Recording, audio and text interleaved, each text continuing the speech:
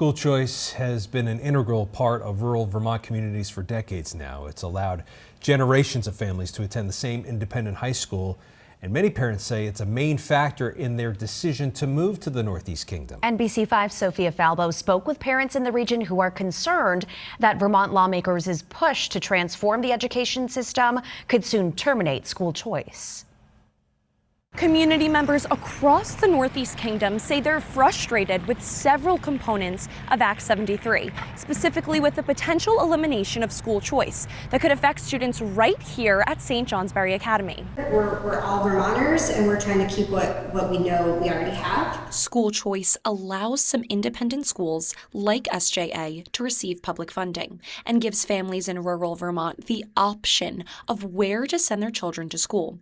It's existed for more than 150 years, but parents in this part of the state are now worried that Act 73 could put it all at risk. Our communities are being overlooked, they're not being understood, and that one-size-fits-all solutions are not going to work for Vermont. Governor Phil Scott signed Act 73 into law in July 2025 in an attempt to reduce education debt.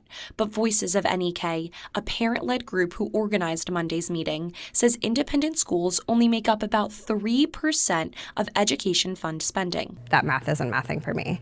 And the folks that are at risk to lose the most are the folks in the Northeast Kingdom. Parents cited the success of Act 181 pushback, saying that education is an inequity matter just like property, that without independent schools like SJA, rural communities would weaken and students would have much longer commutes. We're being asked to consider driving 55 minutes one way to get our kids to school.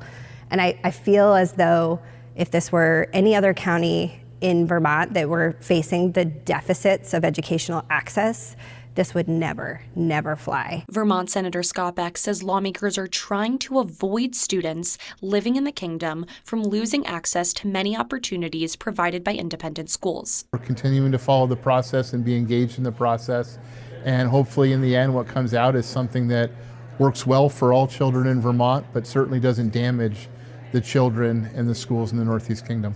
Voices of NEK and Beck are both encouraging Vermonters to reach out to legislators with their concerns about this. Vermont lawmakers are now tasked with creating a plan to implement Act 73. With legislative approval, new district boundaries could go into effect in July of 2028. In St. Johnsbury, Sophia Falbo, NBC5 News.